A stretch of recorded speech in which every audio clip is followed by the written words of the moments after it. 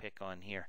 So drawing that conduit is all about, and the same as with the cable tray and the ductwork as we're learning, is it's all about providing enough room for these bends. Okay, if you pick on this piece of conduit and you go into the edit type, okay, it's going to give you some information about, you know, what it uses for bends, etc., stuff like that.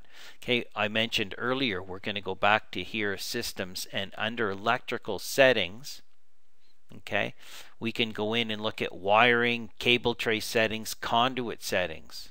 Okay, information in there. Okay, rise and drop.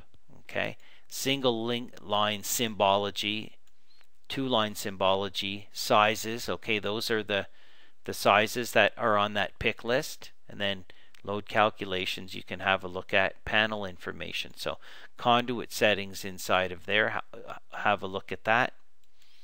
Cancel out. So once again, these are all in fine detail. If you change this to be coarse detail, it's going to do this, and it'll also go by your scale factor as well. Okay, so you can see the green dots when the pipes or the conduit go up and down. This one, medium detail, goes to just basically single line. And fine detail is really no change, other than the fact that the cable tray goes single line in fine detail. So fine and medium don't change the conduit here, but it does change the cable tray, and then fine detail changes the conduit and not so much the cable tray. Let's see what it does to the cable tray. Medium detail shows it covered, fine detail shows it open. There's a good point there.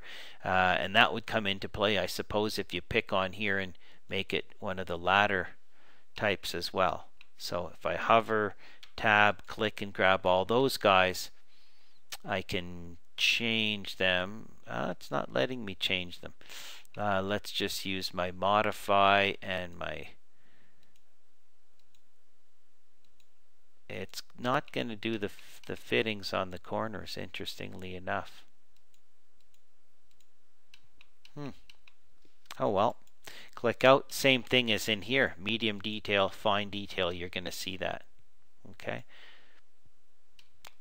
If you want, wherever you see these plus signs, be it with conduit or with a cable tray, you can pick on there and you can add in junctions, right? You can hit this plus sign and add in a T connection on there if you want at any point, and then take it away with that.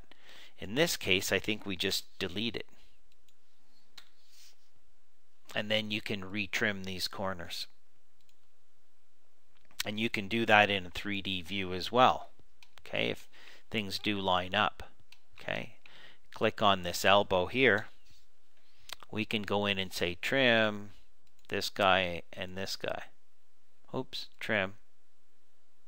You have to kind of hover over the center lines. You'll see that line up. Okay, in different directions. Pick on this guy, delete it. You can even do it in medium detail or fine detail and say trim this guy and that guy. Perfect.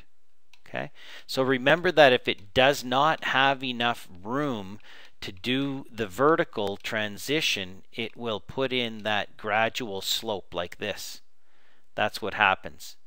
If you pick here and you change your height and you drag and pick here, if there's not enough room to do a full vertical with the bends in there, then what it does is it automatically just slopes the conduit.